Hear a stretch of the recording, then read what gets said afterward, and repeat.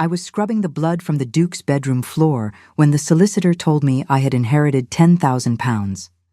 The catch, he said without meeting my eyes, was that I could only claim it if I married the one man the Duke had spent his entire life trying to destroy. My name is Eleanor Ashford, and for 7 years I served as a chambermaid in Blackmore Hall, that great stone monument to old money and older grief. I came to that house when I was 19, fresh from the village where my mother still lived in a cottage with a leaking roof and a garden she could no longer tend. I came because there was no other way, because the coins my father left us had long since been spent on medicines and bread, and because a girl with no dowry and no connections has only her hands and her silence to offer the world. The Duke of Blackmore was not a kind man, but he was not cruel either.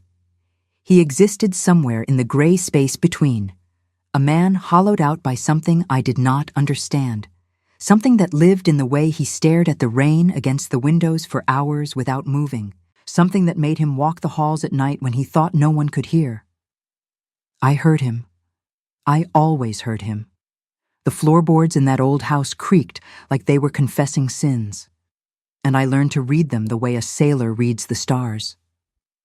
He never spoke to me directly in those first years, not really. I was invisible to him, as all servants are invisible to men of his station. I brought his tea and emptied his wash basin and changed his sheets, and he looked through me as though I were made of glass. But there were moments, small ones, when I caught him watching me with something that might have been curiosity, or might have been sorrow. I never knew which, and I never asked. The house itself was a character in those years, as alive as any person who walked its corridors. Blackmore Hall sat on a hill overlooking the moors, its windows like dark eyes watching the endless gray sky. The walls were thick with portraits of dukes long dead, their painted gazes following me as I swept and polished and pretended not to feel their judgment. There were rooms I was forbidden to enter, doors that remained locked no matter how many keys I tried, and a silence that pressed against my ears like water. I learned the rhythms of that house the way one learns the rhythms of a difficult lover. I knew that the library smelled of dust and tobacco and something faintly sweet, like almonds. I knew that the drawing room faced east and filled with golden light in the mornings, but by afternoon it grew cold and shadowed. I knew that the Duke took his dinner alone in his study, that he drank too much brandy after dark, and that he never, ever spoke of his wife. She had died before I came. The Duchess. I saw her portrait once, hanging in a room at the end of the east wing, a room filled with furniture draped in white cloth like ghosts. She had been beautiful, that much was clear, with hair the color of chestnuts and eyes that seemed to hold some private joke.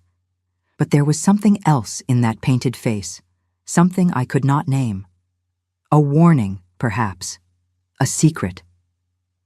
The other servants whispered about her sometimes, late at night when we gathered in the kitchen for our supper. They said she had been wild, unsuitable, a scandal waiting to happen. They said the Duke had married her against his family's wishes, that he had loved her with a ferocity that frightened people. They said she died giving birth to a child who did not survive, and that the Duke had never forgiven God or himself or anyone else for taking her. I listened to these stories but said nothing. It was not my place to have opinions about the lives of my betters. But I watched the Duke more carefully after that, and I began to see the shape of his grief in the way he avoided certain rooms, certain objects, certain names. He was a man haunted, though not by any ghost.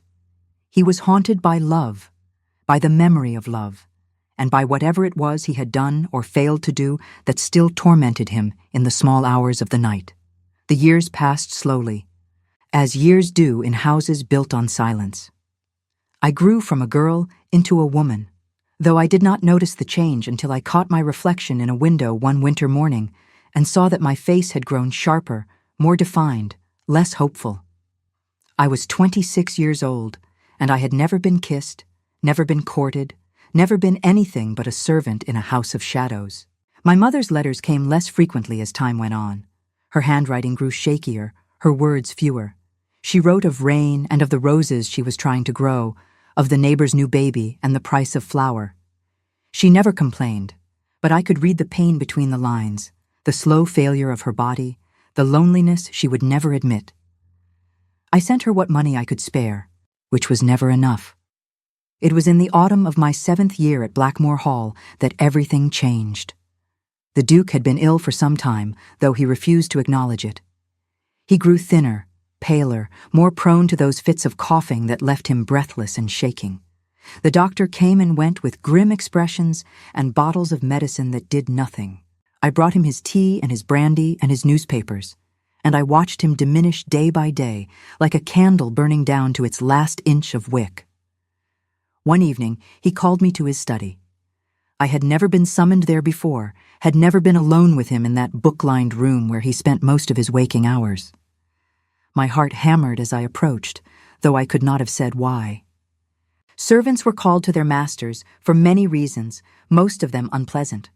But the Duke did not reprimand me. He did not ask me to perform any task. He simply looked at me, really looked at me, for what felt like the first time in all those years. "You have been here a long time," he said. His voice was rough, weakened by illness, but there was something almost gentle in it that I had never heard before. "7 years, Your Grace," I replied. He nodded slowly, as though this confirmed something he had already known. 7 years, he repeated. "And in all that time, you have never asked me for anything." I did not know how to respond. It had never occurred to me that I might ask for anything. I was a servant. My needs were irrelevant.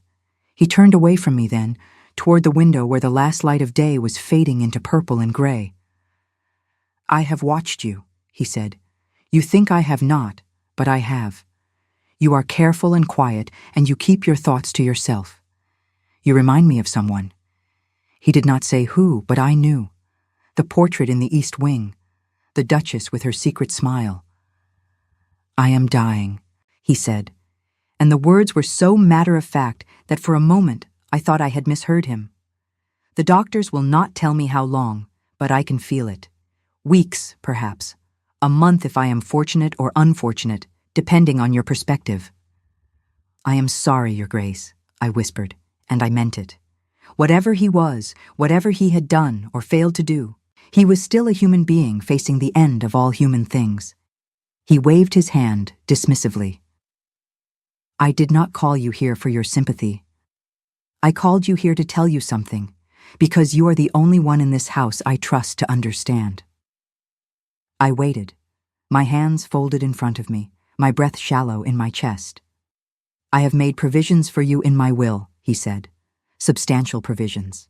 But there is a condition attached, and I need you to hear me out before you decide whether to accept." The room seemed to grow smaller around me, the walls pressing in. I had heard of masters who left money to servants, usually for services that no one spoke of aloud, but the Duke had never touched me, had never even looked at me the way some men look at women they see as prey. I did not understand what he could possibly want from me. "There is a man," he continued, turning back to face me. "His name is Sebastian Hale. He is the Earl of Ashworth, and he was once my closest friend. Now he is my enemy, and he has been my enemy for more years than I care to count." His eyes, which had grown dim with illness, suddenly blazed with something fierce and terrible. "I am leaving you £10,000, Eleanor, but you may only claim it if you marry him." The words hung in the air between us, impossible and absurd. I could not marry an earl. I was a servant, a nobody, a woman without family or fortune or any of the qualities that men of his station required in a wife. And even if such a thing were possible, why would the Duke want me to marry his enemy? Was this some kind of punishment? Some final act of cruelty before he died? "I do not understand," I said. The Duke sighed, and in that sound I heard all the weight of his years, all the sorrow and regret and unspoken confession. "No," he said, "I do not suppose you do. But you will. In time you will understand everything." He told me nothing more that night. He dismissed me with a wave of his hand and turned back to his window, and I returned to my duties with my mind spinning like a leaf in a storm. I could not make sense of it, could not find any logic in his words. Why me? Why Sebastian Hale? What had happened between them that had turned friendship into hatred so deep it reached beyond the grave? The Duke died 3 weeks later, on a night of heavy rain and wind that howled around the house like a wounded animal. I was the one who found him, sitting in his chair by the fire with his eyes closed and his hands folded in his lap, as peaceful as I had ever seen him. For a moment, before I understood what I was seeing, I thought he was merely sleeping, but his skin was cold when I touched it, and his chest did not rise and fall with breath. I sent for the doctor and the solicitor and all the other people who come when a great man dies. I helped prepare his body and clean his room and pack away his belongings. I did not cry. I had not earned the right to cry for him, and besides, there was too much to do. Death creates work, endless work, and servants are the ones who do it. The reading of the will took place a fortnight after the funeral, in the same study where the Duke had first told me of his plan. The solicitor was a thin, nervous man named Mr. Thornberry, with spectacles that kept slipping down his nose and a habit of clearing his throat before every sentence. He read the various bequests in a droning voice, items and sums and properties passing to distant relatives and charitable organizations and former employees. I waited, my hands clasped so tightly in my lap that my fingers ached. Finally, he came to my name. To Miss Eleanor Ashford, he read, I leave the sum of £10,000 to be held in trust and released upon the fulfillment of one condition, that she marry Lord Sebastian Hale, the Earl of Ashworth, within 1 year of my death. Should she fail to marry him, or should he refuse the match, the sum shall revert to my estate and be distributed according to the terms outlined in Appendix C. He looked up at me over his spectacles, his expression a mixture of curiosity and embarrassment. There is also a letter, he said, addressed to you personally, and another addressed to Lord Ashworth to be delivered upon your acceptance of the terms. I took the letter with trembling hands. It was sealed with the Duke's crest, the black wolf on a field of silver that I had polished on 100 pieces of silverware. I did not open it there, in front of the solicitor and the other servants who had gathered to hear their own fates. I slipped it into my pocket and waited until I was alone in my small room at the top of the house before I broke the seal. The Duke's handwriting was elegant but unsteady, the letters wavering as though written by a hand that could barely hold the pen. My dear Eleanor, he began, by the time you read this, I will be dead, and you will be wondering why I have done this strange and perhaps cruel thing. I owe you an explanation, though I fear it will not be enough to make you understand. Sebastian Hale and I were friends once, closer than brothers. We met at Oxford, 2 young men full of ideas and ambitions and certainties about how the world should be. We did everything together, traveled together, debated together, dreamed together. I thought there was nothing that could come between us. I was wrong. Her name was Catherine, and we both loved her. She was beautiful and wild and utterly unlike anyone we had ever known. She laughed at our pretensions and challenged our assumptions and made us both into better men than we had any right to be. We competed for her attention like fools, like children fighting over a toy, and in the end, she chose me. I should have been gracious in victory.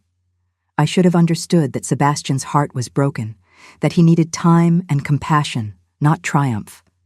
But I was young and arrogant and so drunk on love that I could not see past my own happiness. I married Catherine within the month, and I told Sebastian that he should forget her, that there would be other women, that our friendship was more important than any romance. He never forgave me. And when Catherine died, when my world shattered into pieces so small I could not even begin to collect them, Sebastian was not there to help me. He had withdrawn into his own bitterness, and I had let him go, and the distance between us grew into a chasm that neither of us knew how to cross. But that is not the whole story, Eleanor. That is not even the most important part. What I am about to tell you, I have never told anyone. It has been my secret and my shame for more than 20 years, and I cannot go to my grave without confessing it to someone. Catherine loved Sebastian. She chose me because I was the Duke, because I could give her the life she thought she wanted, but her heart belonged to him. I knew this, I knew it on our wedding day, when she looked past me toward the door as though hoping he would come to stop the ceremony. I knew it in the way she sometimes said his name in her sleep, or fell silent when his name was mentioned in conversation. I knew it, and I married her anyway because I could not bear to lose. When she died, she was carrying his child.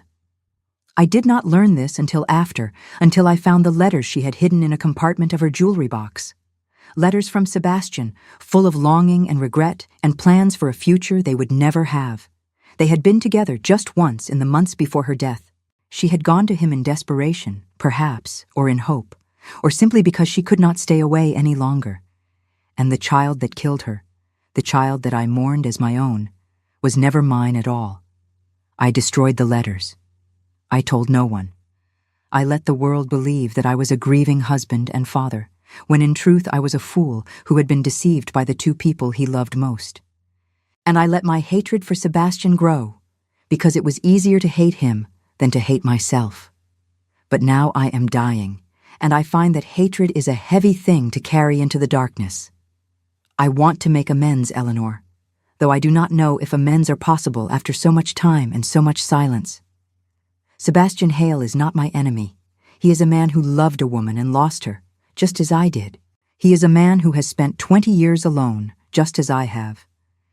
He deserves better than the bitterness I have heaped upon him, and he deserves to know the truth about Catherine and the child. But I am a coward, even now. I cannot tell him myself. I cannot bear to see his face when he learns what I have known all along. That is why I need you, Eleanor.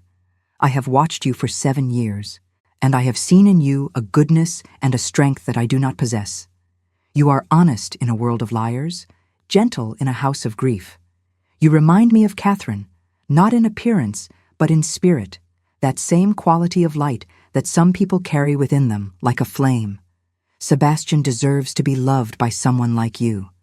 And you deserve to be more than a servant, more than a woman whose life is defined by duty and deprivation. The 10,000 pounds will give you freedom, but marriage to Sebastian will give you something more. It will give you a place in the world, a name, a future. I know this is a great deal to ask. I know you may hate me for it, or think me mad, or refuse entirely. But I am asking nonetheless, because I have nothing left to lose, and because I believe, truly believe, that this is the right thing. Go to Sebastian, tell him the truth, and let whatever happens between you happen, without interference from a dead man's schemes. Forgive me, if you can. Yours in death as in life, Henry William Arthur Blackmore, 7th Duke of Blackmore. I read the letter 3 times, each time finding new meanings in the words, new layers of tragedy and deception. The Duke had loved a woman who did not love him back. He had married her knowing this, and he had raised a child that was not his own, and he had spent 20 years nursing a hatred that was really grief in disguise, and now he wanted me to fix it. He wanted me, a servant with nothing to offer, to go to his enemy and tell him that everything he believed about the past was wrong. I did not know if I was brave enough. I did not know if I was foolish enough. But I knew that my mother was dying, that the cottage with the leaking roof needed repairs I could not afford, and that 10,000 pounds was more money than I would earn in 10 lifetimes of service. I also knew, though I could not have explained why, that the Duke had trusted me with something precious. He had trusted me with the truth, with his confession, with his last chance at redemption. And there is something in me, some stubborn core of honor that I cannot shake, that would not let me turn away from that trust. I told Mr. Thornbury that I would accept the terms. He blinked at me several times, as though he had not expected this answer. "Are you quite certain, Miss Ashford?" he asked. "You understand that this means approaching Lord Ashworth and presenting yourself as a potential wife?" "I understand," I said. He shook his head slowly. "I must tell you that Lord Ashworth is not an easy man. He has a reputation for coldness, for solitude. He has refused every marriage prospect presented to him for the past 20 years. I do not know why the Duke believed you might succeed where others have failed. Neither did I. But I had made my decision, and I would not unmake it now. Mr. Thornbury gave me the second letter, the one addressed to Lord Ashworth, and an introduction that would allow me entrance to his house.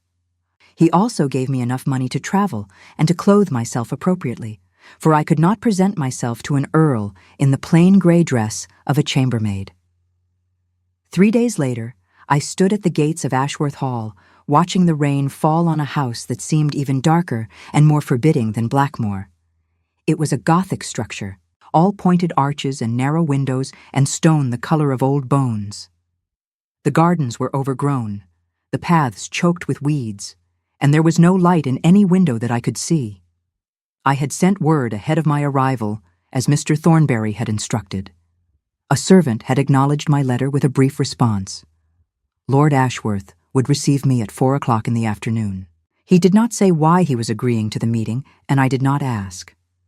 The housekeeper who answered my knock was a severe woman with iron grey hair and the kind of face that suggested smiles were a foreign language she had never learned. She looked me up and down with obvious suspicion, taking in my new dress, which was the finest thing I had ever owned, but still clearly not the dress of a lady. "You are the girl from Blackmore," she said. It was not a question. "I am," I replied. She stepped aside to let me enter, but her eyes never left my face. "Lord Ashworth is in his study. Follow me." The interior of Ashworth Hall was as gloomy as its exterior. The walls were panelled in dark wood, and the paintings that hung on them were of hunts and battles, violent scenes rendered in muted colours. The air smelled of dust and old paper and something faintly medicinal, like the sick rooms I had tended in other houses. We climbed a staircase that groaned under our feet, walked down a corridor lined with closed doors, and stopped at last before a heavy oak door at the end. The housekeeper knocked twice, waited for a muffled response from within, and then opened the door and stood aside. "Miss Ashford," she announced. "From Blackmore Hall." I stepped into the room, and the door closed behind me. The study was large but felt cramped, every surface covered with books and papers and objects I could not identify. A fire burned low in the grate, casting more shadows than light, and the curtains were drawn against the grey afternoon. It took me a moment to find Lord Ashworth in all that clutter, but when I did, my breath caught in my throat. He was standing by the window, half turned away from me, and even in the dim light I could see that he was handsome in the way that winter is handsome, all sharp edges and cold beauty. His hair was dark, streaked with grey at the temples, and his face was the face of a man who had forgotten how to smile. But it was his eyes that struck me most when he turned to look at me. They were the color of storm clouds, and they held a pain so deep that I felt it in my own chest like a physical wound.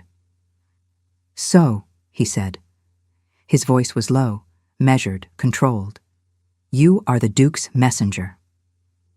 I curtsied as I had been taught, though my knees were trembling. "I am Eleanor Ashford, my lord. I was a servant in the Duke's household. He left me a letter for you in his will." "I know what he left you," Lord Ashworth said. His mouth twisted into something that might have been a smile or might have been a grimace. £10,000 if you can convince me to marry you. A clever joke, even for Henry." "It is no joke, my lord," I said. "I have a letter. From the Duke. He asked me to give it to you." I held out the sealed envelope, and Lord Ashworth looked at it as though it were a serpent that might bite him. He did not take it immediately.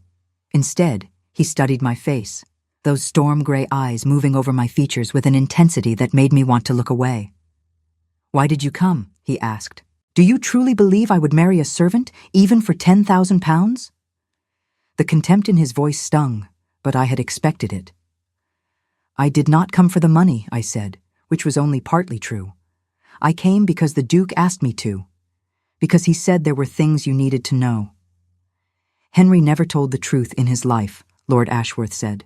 "Why should I believe his words now that he is dead?" "I do not know," I admitted. "But I think you should read the letter." He stood there for a long moment, motionless, his face unreadable. Then he crossed the room with quick, precise steps and took the envelope from my hand. His fingers brushed mine as he did, and I felt a shock of warmth that I had not anticipated, a spark of something that had no business existing between a servant and an earl. He broke the seal and unfolded the letter, and I watched his face as he read. I saw the moment when the words began to pierce his armor, saw the way his jaw tightened and his breathing changed. I saw his hand begin to tremble, and his eyes grow bright with something that might have been tears or might have been rage. When he finished, he did not speak. He lowered the letter and stared at the fire, and the silence stretched between us like a wire about to snap. "Is it true?" he finally asked. His voice was hoarse, barely recognizable. "I do not know, my lord. I only know what the Duke wrote to me." He turned to face me then, and I saw that I had been wrong about his eyes. They were not cold. They were burning, filled with an anguish so profound that I could not look away. "Catherine," he said. Her name was a wound, a prayer, a curse, all at once. She loved me. She told me it was impossible, that she could never leave him, that I had to forget her. And all this time, she was carrying my child. His voice broke on the last word, and he turned away from me again, his shoulders shaking with silent grief. I did not know what to do. I was not equipped for this, not trained for the consolation of earls. But I could not stand there and watch him suffer without at least trying to help. "I am sorry," I said. "I know those words are not enough. Nothing is enough. But I am sorry." He laughed, a bitter, broken sound. "Sorry. Yes, everyone is sorry. Henry was sorry, apparently. Sorry enough to confess to a chambermaid what he could not confess to me in 20 years of enmity. He said he was a coward," I offered. "He said he could not bear to face you." Lord Ashworth turned back to me, and his expression had changed. The grief was still there, but there was something else now, something harder and more calculating. "And yet he expected you to face me," he said. "A girl with nothing, no family, no fortune, no protection. He sent you into the lion's den with nothing but a letter and a promise of money." I lifted my chin, refusing to be shamed. "I came of my own choice," I said. "I could have refused the terms of the will, but you did not." "Why?" "Because my mother is dying," I said. "Because I have spent 7 years cleaning another man's house, and I am tired. Because the Duke trusted me, and I did not want to betray that trust." He looked at me for a long time, and I could not tell what he was thinking. His face had closed again, shuttered like a window against a storm. "The money means that much to you?" he asked. "It is not about the money. Or not only about the money, it is about the truth, about what the Duke could not say and what you deserve to know. The rest, the marriage, the conditions, I did not make those. I am only the messenger, and yet you agreed to them." "Yes," I said, "because it was the only way to reach you, the only way to deliver the letter. If I had refused, Mr. Thornberry would have destroyed it, and you would never have known." I did not know if this was strictly true, but it felt true in that moment, and Lord Ashworth seemed to accept it. He walked to a cabinet in the corner of the room and poured himself a glass of something amber-colored. He did not offer me any. He drank it in one long swallow and poured another. "I need time," he said, not looking at me, "to think, to understand." "Of course, my lord. You may stay," he said abruptly. "Not as a wife, not yet, but as a guest. There is a room prepared. The housekeeper will show you." I did not know what to say to this unexpected offer. "Thank you," I managed. "Do not thank me yet," he said. "I have not decided anything. I may never decide anything. You may wait here for a year and leave with nothing." "I understand," I said. He finally looked at me again, and for a moment I thought I saw something soften in his expression. "You came a long way," he said, "for a dead man's whim." "I came because it was right," I said, "or because I believed it was right. I can only hope that I was not wrong." I left him standing by the fire with his grief and his whiskey, and I followed the housekeeper to a room that was larger and finer than anything I had ever slept in. There was a canopy bed with velvet curtains and a window that looked out over the wild gardens, and when I lay down on the soft mattress that night, I could not sleep for thinking of the man in the study below. Sebastian Hale, the Duke's worst enemy. the lover of a woman 20 years dead. A man who had just learned that everything he believed about the past was a lie. I did not know what would happen next. I did not know if he would accept me or reject me, if I would leave this house with 10,000 pounds or with nothing at all. But I knew, even then, that something had shifted in the universe. Something had changed in my life that could not be unchanged. The days that followed were strange ones, suspended between two worlds. I was neither servant nor lady, neither guest nor prisoner. I took my meals in my room, brought by a silent maid, who looked at me with undisguised curiosity. I walked the overgrown gardens in the afternoons when the rain let up, and I explored the house when no one was watching. I was searching for something, though I could not have said what. I found it on the third day, in a small sitting room at the back of the house. It was a portrait, smaller than the one at Blackmore, but unmistakably the same woman. Catherine, the Duchess. The woman both men had loved and lost. She looked different in this painting, younger perhaps, or more hopeful. Her eyes seemed to follow me as I stood before her, and I wondered what she would think of all this, of the letters and the will, and the girl from the servants' quarters who had been tasked with fixing what could not be fixed. "You loved him," I said to her, though she could not hear me. "You loved them both in different ways, and you could not choose, and in the end, it destroyed all three of you." The portrait did not answer, but I felt as though I understood her better than I had before. She had been caught between duty and desire, just as I was caught now. She had made choices that seemed impossible, and she had lived with the consequences until the consequences killed her. I heard footsteps behind me and turned to find Lord Ashworth standing in the doorway. He was dressed more casually than before, his coat removed and his sleeves rolled to the elbow. His eyes went from me to the portrait and back again. "You found her?" he said. "Yes, my lord." He walked into the room and stood beside me, both of us looking up at the painted face of the woman who had haunted both our lives. "She was not perfect," he said quietly. "People forget that. They remember her beauty and her wit and her wildness, but they forget that she could be cruel, that she could wound with a word. I loved her anyway. I loved her more than I have ever loved anything. The Duke loved her too," I said. "Henry loved the idea of her. He loved possessing her, displaying her, winning the competition. But he did not understand her. He never truly saw her for who she was." I was not sure if this was fair, but I did not argue. I had only known the Duke at the end of his life, when grief had hollowed him out and made him into something less than he might once have been. "She wanted to leave him," Lord Ashworth continued. "After the first year, she came to me and said she could not bear it, that she had made a terrible mistake, that she would rather be ruined than remain in that house a moment longer." "What did you do?" I asked. I told her no. His voice was heavy with old regret. I told her that she had made her choice and she must live with it, that I would not be the man who destroyed her reputation and her future. I thought I was being honorable. I thought I was protecting her. He laughed bitterly. Instead, I condemned her. I sent her back to a marriage that was slowly killing her. And then I wonder why she came to me that final night, desperate and broken and looking for any kind of comfort. "You could not have known what would happen," I said. "Could I not?" He turned to look at me, and his eyes were full of a terrible certainty. I knew she was unhappy. I knew Henry was incapable of making her happy. I knew that she loved me and that I loved her, and that every day we spent apart was a day wasted.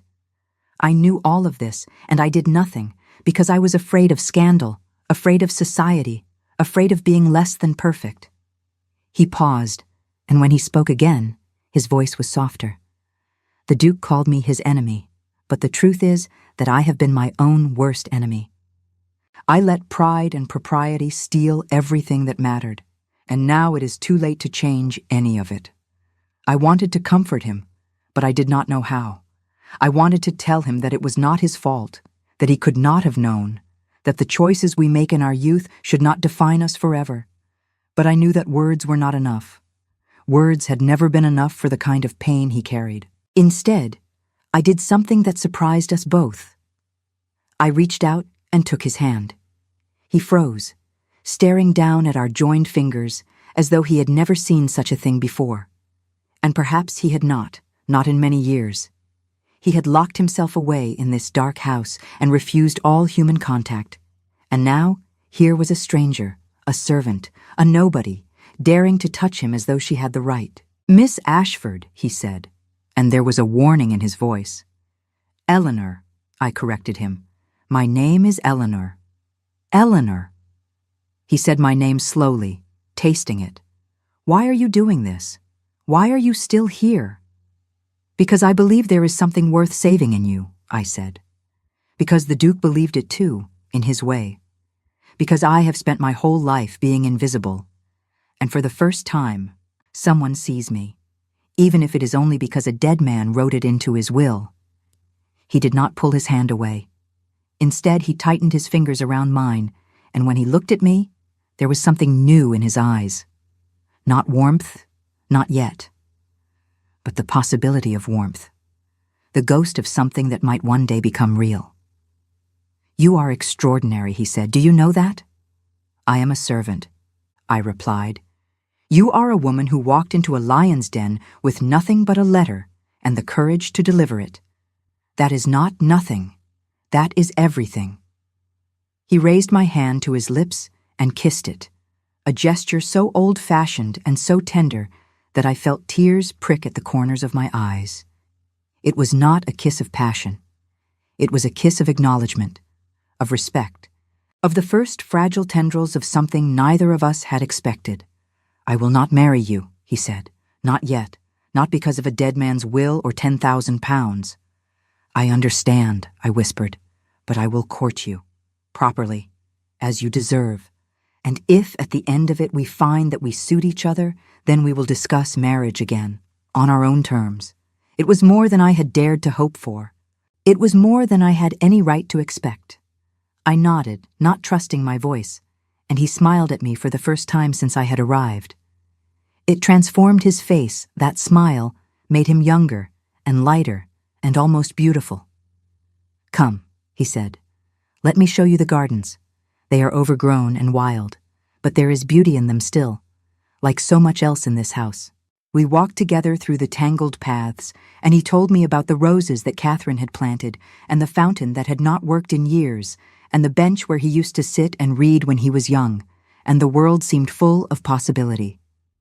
He spoke of his childhood and his years at Oxford and his travels through Europe, and I listened, and somewhere in the listening, I began to feel something I had not felt in a very long time. I began to feel hope. The weeks that followed were a slow unfolding, a gradual revelation.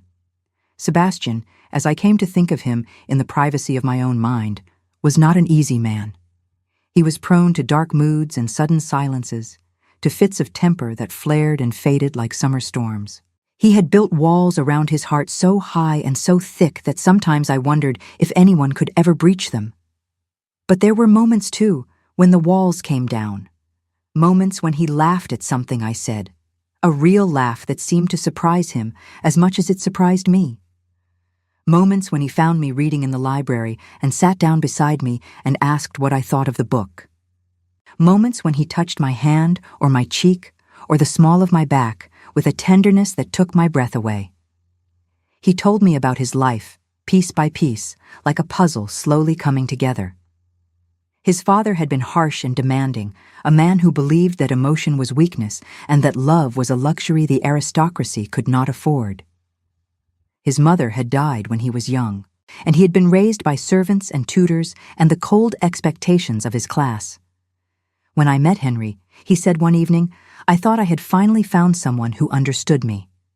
Someone who felt things as deeply as I did, who wanted more from life than duty and propriety. We were going to change the world together, or at least, we thought we were. What happened? I asked. He sighed and stared into the fire. Catherine happened, and neither of us knew how to handle it. We were young and foolish and full of certainties, and we thought that love was something you could win or lose, like a game.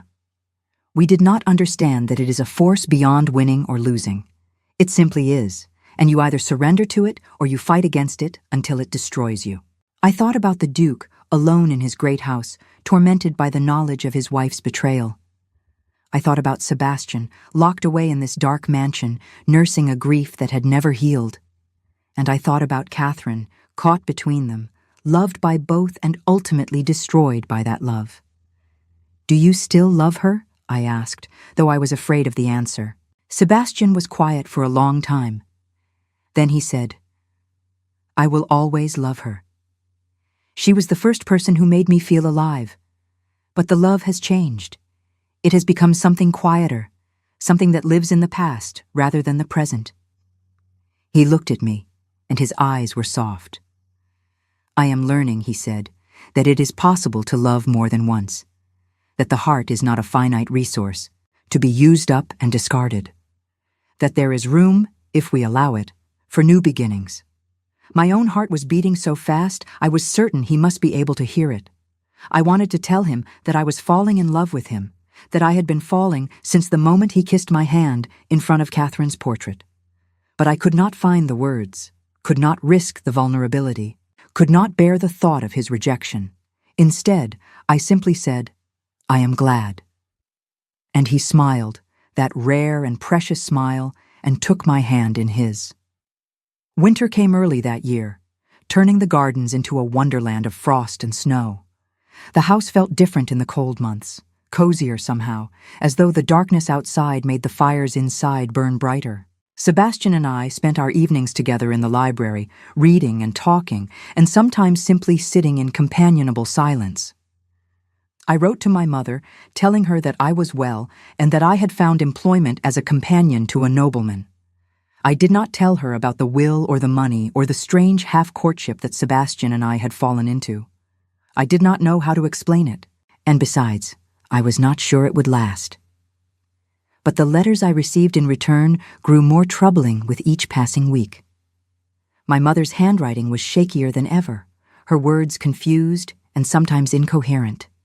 She spoke of things that had happened years ago as though they were happening now, and she forgot to mention things I knew must be important. I could feel her slipping away, even from a distance, and there was nothing I could do. One afternoon in January, Sebastian found me crying in the garden, my tears freezing on my cheeks in the bitter cold.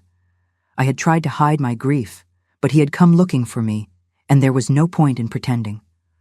"What is wrong?" he asked, his voice tight with concern.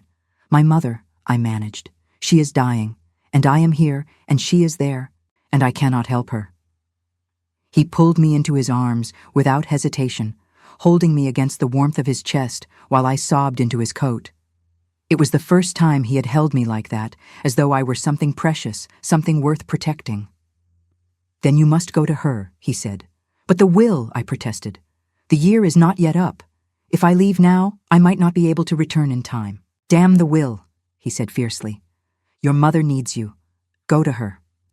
"And the money?" He pulled back and looked at me, his face serious. "Eleanor, listen to me. The money does not matter. I do not care about Henry's conditions or his games. If you need to leave, then leave. And when you return, I will be here." "But we are not married," I said. "The terms of the will are clear." He took a deep breath and let it out slowly. "Then we will marry before you go." The words hung in the air between us, impossible and miraculous. "What?" I whispered. "I was going to wait," he said. "I was going to do this properly, with a ring and a proposal and all the things a woman deserves. But there is no time for that now. So I am asking you, Eleanor Ashford, here in this frozen garden with tears on your face and your heart breaking for your mother, will you marry me?" I stared at him, unable to speak. I had dreamed of this moment, but in my dreams, it had been different. There had been flowers and music and the luxury of time. There had been certainty instead of this desperate urgency. But life, I was learning, rarely gives us what we dream. It gives us what we need, when we need it, and we must choose whether to accept it or let it pass. "Yes," I said. "Yes, I will marry you." He kissed me then, there in the snow-covered garden with the wind whipping around us and the cold biting at our skin. It was not a gentle kiss. It was fierce and hungry and full of all the things we had not yet said to each other, all the fears and hopes and unanswered questions. When we finally broke apart, both of us were trembling, and not entirely from the cold. We married 2 days later in the small chapel on the grounds of Ashworth Hall. There were no guests, no celebration, no wedding breakfast. Only Sebastian and me and the vicar who performed the ceremony, and the housekeeper and butler who served as witnesses. I wore a dress of pale blue silk that Sebastian had found in the attic, something that had belonged to his mother decades ago. It did not fit perfectly, but the housekeeper had altered it as best she could, and when I looked at myself in the mirror, I saw someone I barely recognized. A lady, a wife, a woman who had crossed a threshold she could never cross back over. Sebastian took my hands in his as we stood before the altar, and I could see my own wonder reflected in his eyes. Neither of us had expected this. Neither of us had planned for it. And yet here we were, making vows that would bind us together until death. Vows that had begun as a dead man's manipulation and had become something real. "I take you, Eleanor," he said, "to be my wife, to have and to hold from this day forward, for better, for worse, for richer, for poorer, in sickness and in health, until death do us part." And I said the same words back to him, my voice steady despite the storm of emotion inside me. When he slipped the ring onto my finger, a simple gold band that had been his grandmother's, I felt a click of rightness, as though something that had been out of place my whole life had finally snapped into position. We did not have a wedding night. There was no time, and we both understood without saying it that the physical part of our marriage would have to wait. Instead, Sebastian rode with me to the coaching inn where I would begin my journey home, and he held me close and whispered promises in my ear. "Come back to me," he said. "Promise me you will come back." "I promise," I told him. And then I climbed into the coach and began the long journey back to the village where I was born. My mother died 3 days after I arrived. I was holding her hand when she took her last breath, and I felt something leave the room that I cannot name. Something more than air or sound or physical presence. She had been waiting for me, I think. She had been holding on just long enough to say goodbye. I buried her in the churchyard next to my father, in the same plot where generations of Ashfords had been laid to rest. The vicar spoke words of comfort that I barely heard, and the few neighbors who came paid their respects with murmured condolences and curious glances. They had heard, somehow, that I had married above my station. They did not know what to make of it, and neither did I. The cottage felt empty without her, full of objects that no longer had purpose. Her spinning wheel, her favorite chair, the garden she had loved so much. I spent a week sorting through her belongings, deciding what to keep and what to give away, and with each decision, I felt a piece of my old life falling away. I had left this village as a servant, invisible and unremarkable. I was returning as a countess, a woman with a title and a husband, and a future I could scarcely imagine. But inside, I felt the same. I was still Eleanor, still the girl who had scrubbed floors and emptied wash basins and dreamed of something more. It was during this week of mourning and sorting that I found the letters. They were hidden in a box at the bottom of my mother's trunk, tied with a faded ribbon and yellow with age. I did not recognize the handwriting at first, but when I opened the first one and began to read, my world shifted on its axis once again. "My dearest Margaret," the letter began, "I write to you in secret, as I have written so many times before, knowing that these words can never be spoken aloud. You are married now, with a child on the way, and I have no right to burden you with my feelings. But I cannot help myself. I love you. I have loved you since the day we met in your father's shop, and I will love you until the day I die. I know you chose wisely. Your husband is a good man, a steady man, a man who can give you the life I never could. I was a fool to think that love alone could sustain us, that my birth and my education meant nothing in the face of how I felt about you. But I want you to know, whatever happens, that you are the great love of my life. You gave me a daughter, though the world believes she belongs to another man. You gave me a glimpse of what happiness might look like, even if it was a happiness I was never allowed to keep. Be well, my darling. Be happy. And if you ever find yourself in need, send word to me. I will come to you, wherever you are, whatever the cost. Yours eternally, Henry.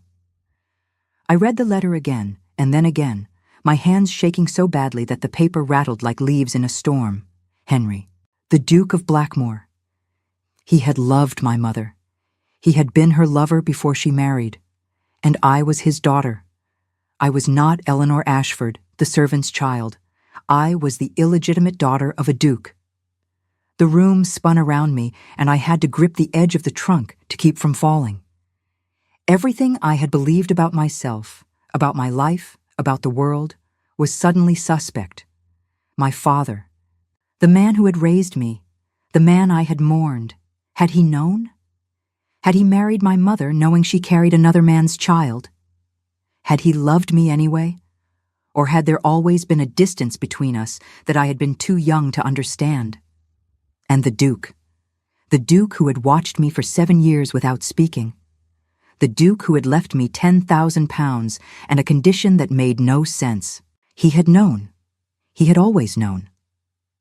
I was his daughter, and he had never told me, never acknowledged me, never done anything more than leave me scrubbing floors in his house while he stared at me with eyes I now realized were full of recognition.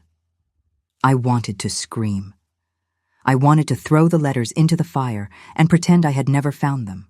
I wanted to go back to the simple life I had led before, when I was just a servant, and my mother was just my mother, and the past was something that stayed safely in the past. But I could not. The truth was out, burning a hole through everything I thought I knew, and I had to decide what to do with it. I read all the letters that night, one after another, tracing the arc of an affair that had spanned years. My mother and the Duke had met when he was a young man, before his family had arranged his marriage to someone more suitable. They had loved each other with the desperate passion of people who know their love is doomed, and they had continued to see each other even after my mother married my father, even after the Duke married Catherine. The affair had ended when I was 5 years old. The Duke had written a final letter, explaining that he could not continue, that the guilt was destroying him, that he had to try to be the husband Catherine deserved.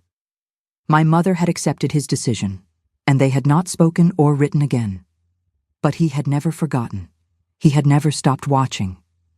And when fate brought me to his door, a young woman in need of work, he had recognized me immediately. My chambermaid, he had called me, my invisible girl, his daughter. I arrived back at Ashworth Hall on a cold February evening, the sky heavy with clouds that promised snow. Sebastian was waiting for me at the door, his face anxious, and when he saw me step down from the carriage, he ran to meet me and swept me into his arms. "You came back," he said into my hair. "I was afraid you would not come back. I promised," I reminded him. But I knew, even as I held him, that things were different now. I had a secret of my own, a truth that changed everything, and I did not know if I could keep it from him or if I even wanted to. We went inside, and the housekeeper brought us tea, and Sebastian told me everything that had happened while I was away. He had received confirmation of our marriage from the solicitor, and the £10,000 had been transferred into my name. He had begun making plans for the estate, for repairs and improvements and all the things that had been neglected during his years of solitude. He was happy, I realized, happier than I had ever seen him, and I was about to destroy that happiness with the truth. But I could not keep it to myself. The secret was too heavy, too large, too fundamental. If our marriage was to mean anything, it had to be built on honesty. Otherwise, we were no better than the Duke and Catherine, two people who loved each other but could never truly know each other. "Sebastian," I said, setting down my teacup, "there is something I must tell you."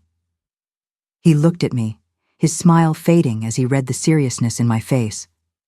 "What is it?" I took a deep breath and told him. I told him about the letters, about my mother's affair with the Duke, about the truth of my parentage. I told him that I was not just a servant who had been singled out by chance, but a daughter who had been watched and guarded from a distance, a pawn in a game I had never known I was playing. When I finished, Sebastian was silent for a long time. He stared into the fire, and I could not read his expression, could not tell if he was angry or disgusted or simply overwhelmed. "You are Henry's daughter," he finally said. Yes, and he never told you. Never. Not once in all those years. Sebastian shook his head slowly. Of course he did not. That would have been too honest, too simple. Henry always had to make everything complicated, had to wrap his feelings in schemes and conditions and games. I understand if you feel deceived, I said, my voice trembling. If you wish to end this marriage, I will not fight you. I am not the woman you thought you were marrying. He looked at me then, and his eyes were soft. Eleanor, he said, you are exactly the woman I married. The circumstances of your birth do not change who you are. You are still the woman who walked into my house with nothing but courage and a letter. You are still the woman who held my hand in front of Catherine's portrait and told me there was something worth saving. You are still my wife. But I am his daughter, I said, the man you hated. I hated him because I thought he had stolen Catherine from me, Sebastian replied. Now I know the truth. He did not steal her. We simply loved the same woman, and neither of us knew how to share. It was not malice, it was weakness. And weakness, I have learned, is something we all carry. He took my hands in his. Besides, he continued, if you are Henry's daughter, then his blood runs in your veins. And if the capacity to love as deeply as he did is inherited, then our children will be the most fortunate children in England. I laughed through the tears that had begun to fall. Our children? If we are blessed with them, he said. I find that I am rather looking forward to the possibility. He pulled me into his arms, and I wept against his chest, releasing all the fear and grief and confusion that had built up inside me. He held me until the tears stopped, and then he kissed me, gently at first, and then with growing urgency. That night, for the first time, we truly became husband and wife. Spring came slowly to Ashworth Hall, the gardens awakening from their long sleep with tentative green shoots and the first brave crocuses pushing through the thawing earth. Sebastian and I worked together to restore what had been neglected, pulling weeds and pruning roses, and planning for a future we were only beginning to imagine. I thought often about the Duke during those months, about the man who had been my father without ever claiming me. I wondered what he would have thought of this outcome, of his daughter married to his enemy, of the two people he had tried to manipulate finding love, despite his machinations, or perhaps because of them. I like to think he would have been pleased. I like to think that somewhere beyond the grave, he was watching and smiling and finally at peace. One afternoon in May, I was working in the garden when I felt a strange fluttering in my belly, like the brush of butterfly wings. I paused, my hand pressed to my stomach, and felt it again. A kick, a tiny, determined kick from the life growing inside me. I had suspected for weeks, but had not dared to hope. The morning sickness, the exhaustion, the changes in my body that I barely understood. But now, with that flutter, the truth became undeniable. I was carrying Sebastian's child. Our child. I ran to find him in the library, where he was reviewing accounts, and I must have looked wild because he jumped to his feet in alarm. What is it? What is wrong? Nothing is wrong, I said, laughing and crying at the same time. Everything is right. Sebastian, I am pregnant. The joy that broke across his face was unlike anything I had ever seen. He crossed the room in 2 strides and gathered me into his arms, lifting me off my feet and spinning me around like we were children at a country dance. A child, he kept saying. Eleanor, we are going to have a child. When he set me down, his eyes were bright with tears he did not bother to hide. I never thought, he began, and then stopped, overcome. I never thought I would have this, a family, a future. I had given up on all of it. I know, I said softly. I had too. We stood there for a long moment, holding each other, marveling at the miracle of what we had become. 2 broken people, brought together by a dead man's will, finding healing and hope in the most unlikely of places. Our daughter was born in December, on a night of heavy snow that blanketed Ashworth Hall in white silence. The labor was long and difficult, and there were moments when I thought I would not survive it. But Sebastian held my hand through every contraction, refusing to leave my side, despite the midwife's protests that it was not appropriate for a gentleman to witness such things. "She is beautiful," he said when it was over, cradling the tiny bundle in his arms with a tenderness that made my heart ache. "She has your eyes. And your stubbornness?" I replied weakly, already half in love with this small creature who had changed everything. We named her Catherine, after the woman who had shaped both our lives in ways we were still discovering. It felt right somehow to give her that name. A way of honoring the past while building something new. "She has the best parts of all of us," Sebastian said one evening. "Watching our daughter sleep in her cradle. Henry's determination. Catherine's spirit. Your courage and your kindness. And your capacity for love," I added. He smiled and kissed me, and I knew, in that moment, that we had finally broken the cycle. The pain that had haunted 2 generations, the secrets and betrayals and silences, would not be passed on to our daughter. She would grow up knowing the truth, knowing she was loved, knowing that the past does not have to define the future. The £10,000 became a trust for Catherine's education, for her dowry, for whatever she might need as she grew into her own life. We did not need it ourselves. Sebastian's estates were flourishing again, restored by the attention and care we had lavished on them, and our income was more than sufficient for our modest needs. We lived quietly, Sebastian and I, far from the glittering ballrooms and poisonous gossip of London society.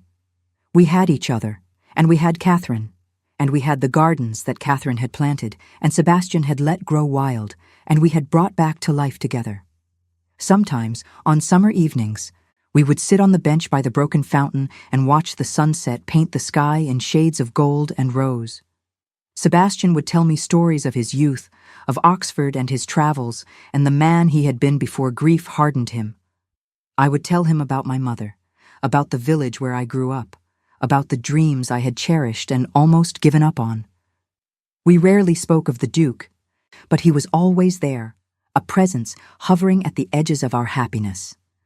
I think Sebastian forgave him in the end. I think I did too. He had done terrible things, had manipulated and deceived and caused immeasurable pain. But he had also, in his clumsy and self-serving way, given us the gift of each other. Perhaps that was his redemption. Perhaps that was the good he did to balance all the harm. I choose to believe it was, because the alternative is too bleak to contemplate. 10 years have passed since I first walked through the gates of Ashworth Hall, and much has changed. Catherine is 9 years old now, bright and curious, and full of questions I cannot always answer. She knows the truth about her grandfather, both grandfathers, and she has absorbed the knowledge with the equanimity of children who are raised in honesty and love. Sebastian's hair is more gray than dark now, and there are lines on his face that were not there when we met. But his eyes are the same, that storm cloud gray that I fell in love with, and when he looks at me, I still feel the flutter of butterfly wings in my chest. I am no longer a servant. I am Lady Ashworth, Countess of Ashworth, mother and wife and mistress of a great house. But I have not forgotten where I came from. I have not forgotten the girl who scrubbed floors and emptied wash basins and dreamed of something more. She is still part of me, still shapes the woman I have become. And sometimes, late at night when the house is sleeping and the moon is full, I walk the corridors of Ashworth Hall and think about all the people who have shaped my story. My mother, who loved unwisely and paid the price. My father, the man who raised me as his own, who must have known the truth and chose to love me anyway. The Duke, my real father, who watched me from a distance and tried, in his flawed and fumbling way, to give me a chance at happiness.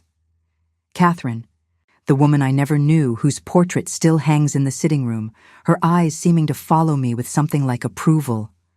And Sebastian, my husband, my love, the man who was supposed to be an enemy and became the home I never knew I was searching for. I stop before the window and look out at the gardens, silver in the moonlight, and I think about how strange life is, how the worst things can lead to the best things, how loss can become the foundation of love, how a dead man's will can be the beginning of a new world. The Duke left 10,000 pounds to his maid with a condition that seemed cruel. But what he really left me was far more valuable than money. He left me a chance, a possibility, a door to walk through if I was brave enough to open it. I was brave enough, and on the other side, I found everything. I turn away from the window and walk back to the bedroom where Sebastian is sleeping, his breath soft and even in the darkness. I slip beneath the covers and curl against his warmth, and he murmurs something unintelligible and pulls me closer. "I love you," I whisper, though I know he cannot hear me. And in the silence of that great old house, surrounded by ghosts and memories and the echoes of love lost and found, I close my eyes and smile. Because this is my story. The story of a servant who became a countess. The story of enemies who became lovers. The story of secrets and lies and the redemption that comes when we finally tell the truth. It is not a fairy tale. There are no magic spells or enchanted castles or villains who are purely evil. There are only people, flawed and frightened and desperately trying to love each other despite all the obstacles that stand in their way. But perhaps that is what makes it beautiful. Perhaps the stories without magic are the most magical of all. I am Eleanor Ashford Hale, Countess of Ashworth. I was a maid. I was a daughter. I was a stranger in a strange house, carrying a letter that would change everything. Now I am a wife and a mother and a woman at peace, and that, in the end, is the only inheritance that matters. But let me tell you more, dear reader, of the journey that brought me here. Let me paint for you the colors and textures of those years, so that you might understand not just what happened, but how it felt to live through it. When I first arrived at Ashworth Hall as a bride, I did not know how to be a wife. My education had not prepared me for it. I knew how to polish silver and how to launder linens and how to move through a house without being seen or heard. But I did not know how to sit across from a man at dinner and make conversation. I did not know how to receive visitors or manage a household staff or navigate the intricate social hierarchies of the aristocracy. Sebastian was patient with me in those early days, more patient than I had any right to expect.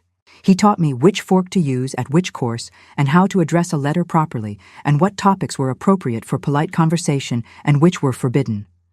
He never made me feel ashamed of my ignorance, never looked at me with the contempt that I feared. "You are learning," he would say when I made mistakes. That is all anyone can do.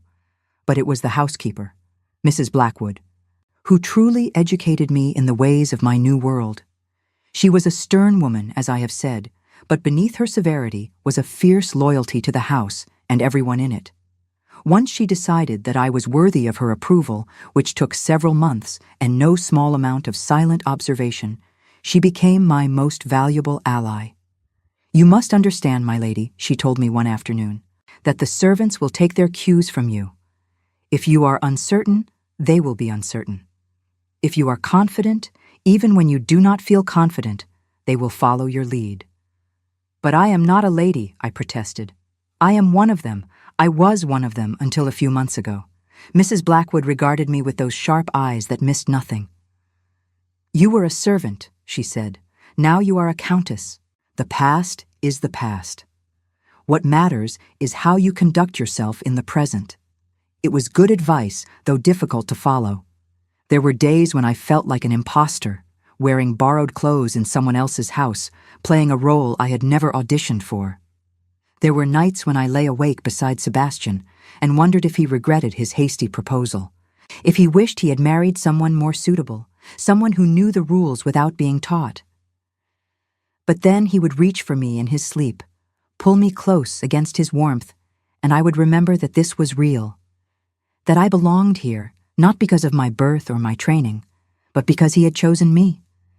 And that choice, made freely and without expectation of return, was more valuable than any title or fortune. The first ball we attended together was a disaster, at least from my perspective.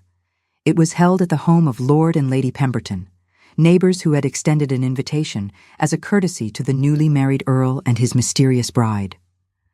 The gossip had spread, as gossip always does, and everyone was curious to see the servant girl who had somehow ensnared the reclusive Sebastian Hale. I dressed carefully that evening in a gown of rose silk that Mrs. Blackwood had helped me select.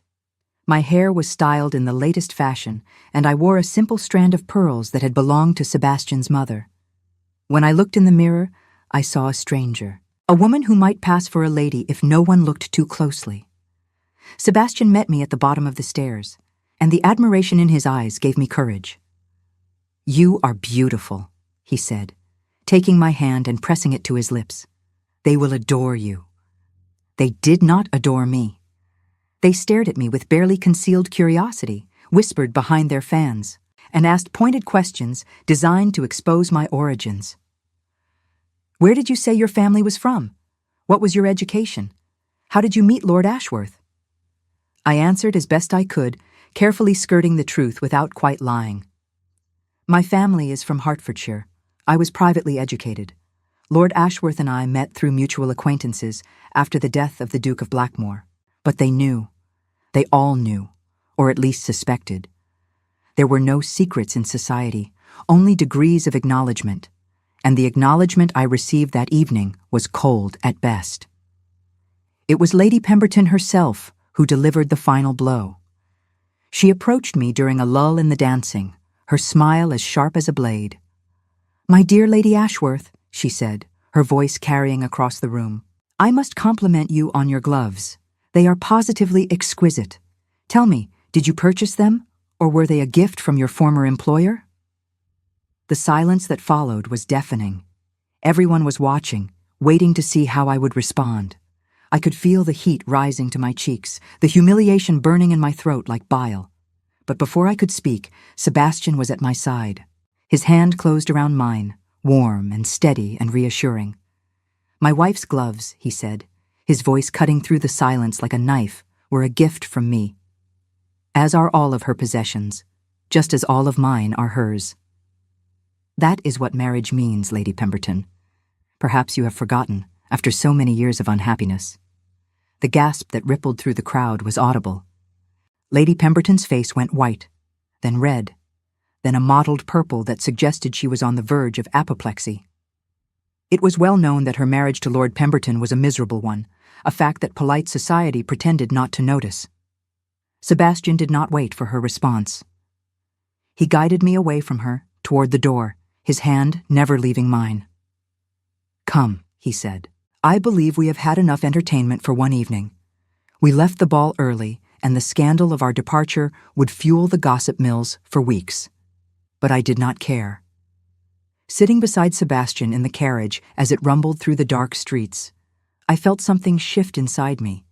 He had defended me. He had chosen me, publicly and unequivocally, over the approval of his peers. "I am sorry," I said. "I did not mean to cause a scene." "You did not cause anything," he replied. "Lady Pemberton is a viper, and she received exactly what she deserved. But your reputation. People will talk. Let them talk." He reached across the carriage and took my hand. "I have spent 20 years caring what people think, and it has brought me nothing but misery. I will not make that mistake again." He raised my hand to his lips and kissed it, a gesture that had become familiar but had not lost its power to move me. "You are my wife," he said, "and I am proud of you. That is all that matters." After that evening, something changed between us. The careful distance we had maintained, the politeness of two strangers who happened to share a home, began to dissolve.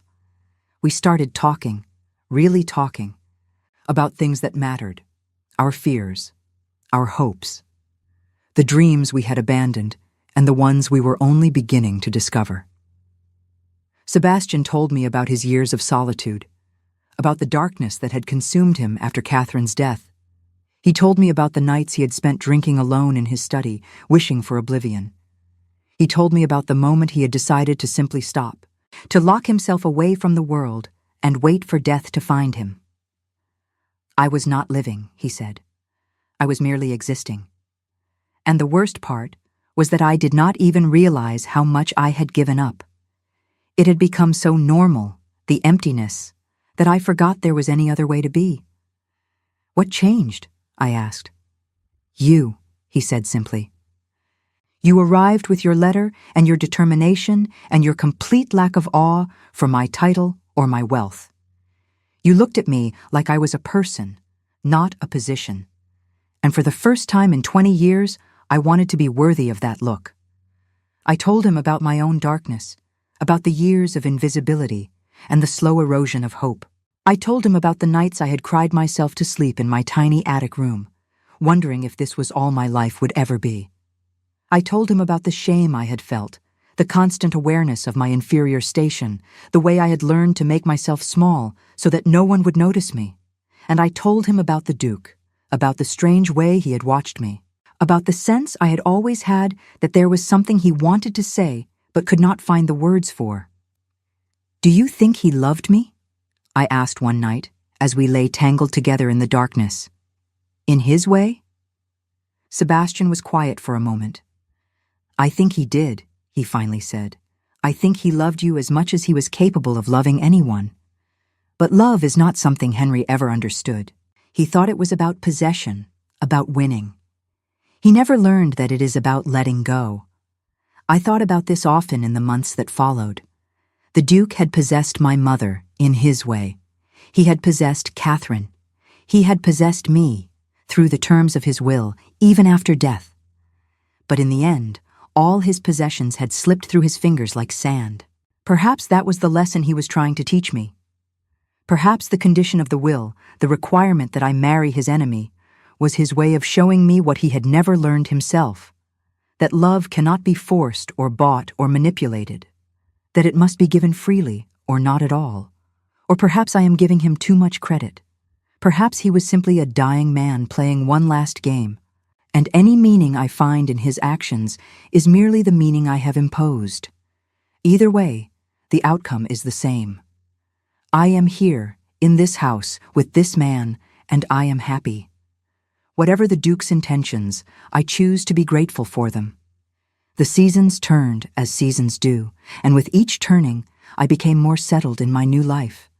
I learned the rhythms of Ashworth Hall, the way the light fell through the windows at different times of day, the creaking of the floorboards that told me where the servants were and what they were doing.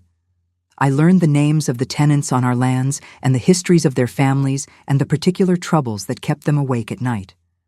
I became, in short, a countess, not by birth, but by practice, by showing up day after day and doing the work that needed to be done. Sebastian watched my transformation with a mixture of pride and amusement. He would find me in the study, poring over account books, and shake his head in wonder. "You have become indispensable," he said once. "I do not know how I managed without you." "Poorly," I replied. "You managed poorly. That is why the gutters were falling off, and the tenants were threatening to leave, and the staff had not been paid in 3 months." He laughed, that rare and precious sound that I had come to treasure. "Fair point," he admitted. "I was not a good steward of my responsibilities." "You were grieving," I said more gently. "Grief makes us neglect the things that matter." He looked at me with those storm-gray eyes, and I saw the old pain there, but also something new, something that looked like healing. "You have given me back my life," he said. "Do you know that? You have given me a reason to get out of bed in the morning, a reason to care about the future. I did not think I would ever feel this way again. Nor did I said. And yet here we are, he agreed. And I, for one, am grateful. The arrival of my pregnancy changed everything once more. I had suspected for some time, as I have said, but the confirmation came from the local physician, a kindly man named Dr. Hartwell, who had been treating the family for generations. "You are with child, my lady," he told me, his face wreathed in smiles. "Congratulations. Lord Ashworth must be overjoyed." I had not yet told Sebastian.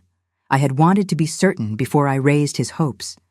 But that evening, when he came home from riding the estate, I met him at the door with a smile I could not contain. "What is it?" he asked, sensing immediately that something had changed. "What has happened?" I took his hand and placed it on my belly, where the tiniest swell was just beginning to show. "We are going to have a child," I said. The expression on his face was one I will remember until the day I die. Wonder, joy, fear, love, all of it mixed together, so intense that it seemed his heart might burst from the force of it. "A child," he whispered. "Eleanor, a child." He fell to his knees before me, there in the entrance hall, and pressed his lips to my belly. I felt his tears soaking through the fabric of my dress, and I wept too, for the miracle of this moment, for the family we were creating, for the future that stretched before us like an unexplored country. The pregnancy was not easy. I was sick constantly in the first months, unable to keep down anything but the blandest of foods. Then came the swelling and the aching and the strange cravings for things I had never liked before. I was tired all the time, falling asleep over my embroidery, too exhausted to walk the gardens I had come to love. But Sebastian was with me through all of it. He held my hair when I was sick and rubbed my swollen feet and read to me when I was too tired to hold a book myself. He accompanied me to every appointment with Dr. Hartwell and asked endless questions about what was normal and what was cause for concern. He was preparing, I realized, preparing to be a father in a way his own father had never been, determined to do better, to be present, to love this child with everything he had. "You will wear yourself out," I told him one night, when he had been up with me for hours as I struggled to find a comfortable position. "You need your rest too." "I will rest when you rest," he said, "and not a moment before." It was during this time that I finally confronted the question of my parentage. I had told Sebastian the truth, but we had not discussed what to do with that knowledge, whether to acknowledge it publicly, whether to claim the Duke's legacy in any formal way. In the end, I decided against it. The Duke had chosen not to claim me during his lifetime, and I saw no reason to force the issue after his death. His family, such as it was, had their own inheritance and their own troubles. I did not want to complicate matters further. But there was one thing I did do. I wrote to Mr. Thornberry, the solicitor, and asked him to arrange for a small portrait of the Duke to be sent to me. I wanted my daughter, when she was old enough to understand, to know the face of her grandfather. The portrait arrived a few weeks later, wrapped in brown paper and string. It was a miniature, small enough to hold in my palm, painted when the Duke was a young man. He looked different than I remembered him, younger and more hopeful, his eyes not yet shadowed by the grief and regret that would come to define him. I showed it to Sebastian that evening. He would have loved her, I said. If he had lived, he would have loved Catherine. Sebastian studied the tiny face for a long moment. Perhaps, he said, or perhaps he would have loved the idea of her as he loved the idea of so many things. I am not sure Henry was capable of the kind of love a child needs. I took the portrait back and traced the outline of his face with my finger. "I choose to believe he was," I said. "I choose to believe that there was good in him, even if he did not always show it." Sebastian kissed my forehead. "Then so do I," he said, "for your sake and for Catherine's." The birth itself was, as I have said, difficult. Labor began in the early hours of a December morning when snow was falling thick and fast outside the windows. By the time the midwife arrived, I was already deep in the grip of contractions, unable to speak or think or do anything but endure. Hours passed. The pain was unlike anything I had ever experienced, a force that seemed to come from outside myself, that had taken over my body and left me a passenger in my own flesh. I screamed, and I wept, and I begged for it to be over, and through it all, Sebastian held my hand and whispered encouragements, and refused to leave my side. Finally, after what felt like an eternity, there was a moment of unbearable pressure, followed by a rush of relief. And then a cry, thin and reedy at first, then stronger, filling the room with the sound of new life. "A girl," the midwife said, placing the tiny, squalling bundle on my chest. "A healthy girl." I looked down at her, at this creature who had grown inside me and was now separate, her own person with her own destiny. She was red-faced and wrinkled and utterly beautiful, and I loved her with a ferocity that frightened me. "Hello, little one," I whispered. "I am your mother, and I will protect you with my life." Sebastian leaned over us, his face wet with tears. "She is perfect," he said. "Eleanor, She is absolutely perfect." He reached out and touched her cheek with one gentle finger, and she turned toward the touch, seeking comfort, seeking connection. And in that moment, I saw something shift in his expression, something that had been broken for 20 years, finally clicking into place. He was a father now, and he would spend the rest of his life making sure this child knew what that meant. We named her Catherine, as I have said, and the choice felt right, even though there were some who raised their eyebrows at it. Naming a child after the woman both men had loved seemed, to outsiders, either tremendously generous or tremendously strange. But to Sebastian and me, it was neither. It was simply a way of honoring the past while building something new. Catherine had been real, a woman with flaws and strengths, and she had shaped both our lives in ways we could not ignore. To pretend otherwise, to refuse to speak her name, would have been a kind of cowardice. Besides, our daughter was her own person, not a replacement or a memorial. She would grow into her name and make it her own, just as she would grow into her life and make it whatever she wished it to be. The years that followed were full ones, rich with joy and struggle, and all the ordinary miracles of family life. Catherine took her first steps in the garden, her tiny hand clutching mine as she wobbled across the grass. She spoke her first words, Mama and Papa and more, always more, an insatiable curiosity that delighted and exhausted us in equal measure. She was a stubborn child, willful and determined, and she tested our patience constantly. But she was also kind, sensitive to the feelings of others, quick to offer comfort when she saw someone hurting. She had Sebastian's gray eyes and my chestnut hair and a smile that was entirely her own.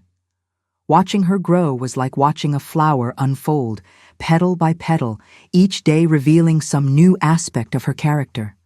She loved horses and hated piano lessons. She devoured books with an appetite that rivaled her father's. She asked questions that had no easy answers and refused to accept vague responses. "Why did grandfather leave you money?" she asked me one day, when she was 7 years old. "Why did he not leave it to you without conditions?" I had known this question would come eventually. I had prepared for it, rehearsed my answer in my mind, but now that the moment was here, I found that all my preparations were useless. "Because he was afraid," I said finally, afraid of being honest about what he wanted. So he hid it in conditions and games, hoping that somehow everything would work out without him having to say the difficult things. "That is silly," Catherine declared. Yes, I agreed. It was. She considered this for a moment. "I will not be afraid like that," she said. "When I grow up, I will say what I mean and mean what I say." "That is a good resolution," I told her. "I hope you keep it." And she has, so far. She is 9 now, and she is the most honest person I know, sometimes to a fault. She has inherited the best parts of all of us, as Sebastian said she would, and she has avoided the worst. That is all any parent can hope for. There were difficult times, too.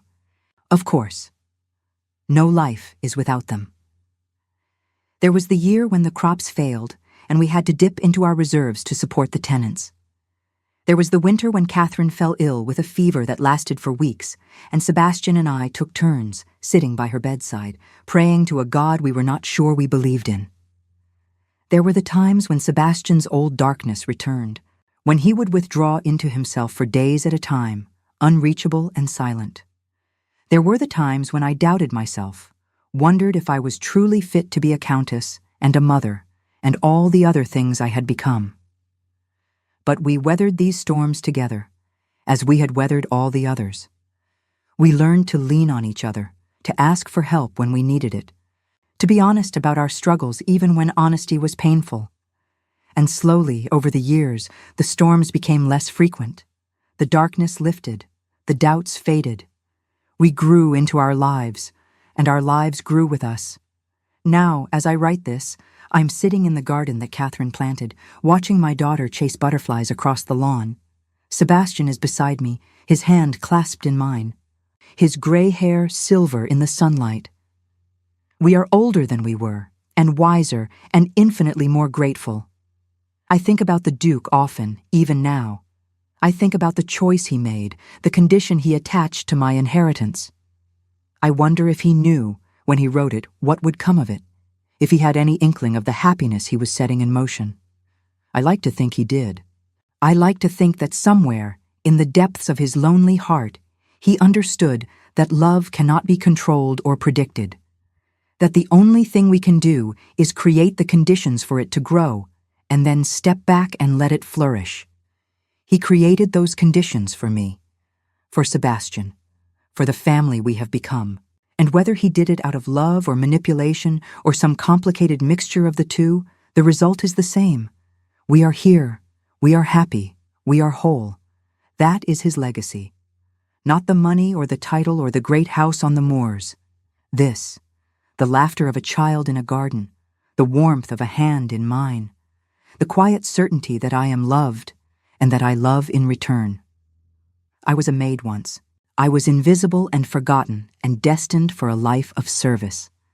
Now I am a wife and a mother and a woman at peace with her own story. The Duke left 10,000 pounds to his maid with a condition that seemed cruel.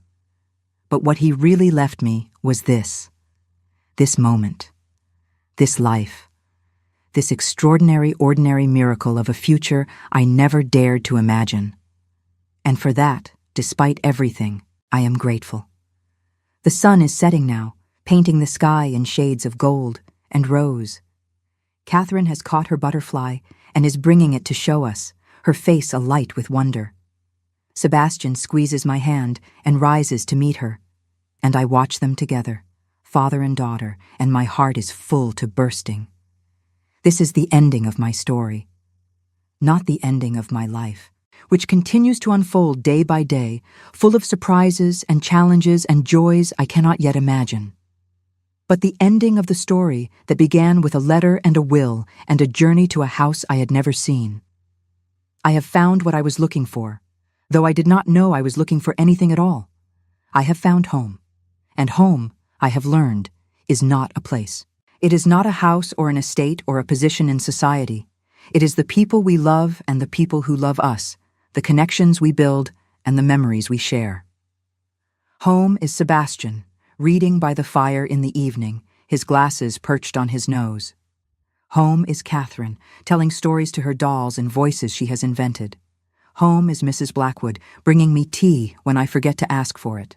Home is the garden, growing and changing and always beautiful. Home is here. Home is now. Home is everything I never knew I needed. And so I close this account of my life, not because the story is over, but because this particular chapter has reached its end. What comes next is unknown, as all futures are unknown. But I face it without fear. I was a servant. I became a countess. I was alone, and now I am surrounded by love. These are the facts of my life, but they are not the whole truth. The whole truth is harder to put into words. The whole truth is that I was lost, and now I am found. That I was invisible, and now I am seen. That I was afraid, and now I am brave. The whole truth is love.